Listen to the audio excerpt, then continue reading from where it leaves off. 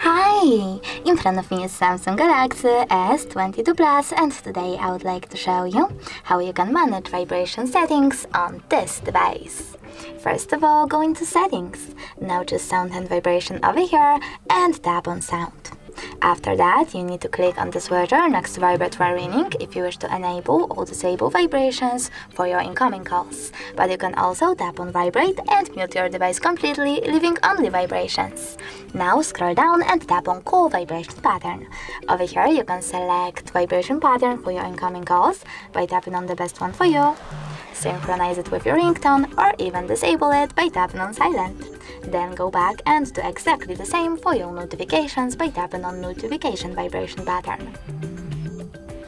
Now click on Vibration Intensity and adjust intensity of touch vibrations by swiping over here, Notifications ones, and even incoming calls ones.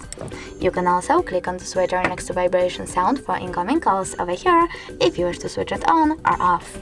Then go back, choose System Sound Vibration Control, scroll all the way down and tap on the switchers next to all of those features to enable or disable vibrations for them.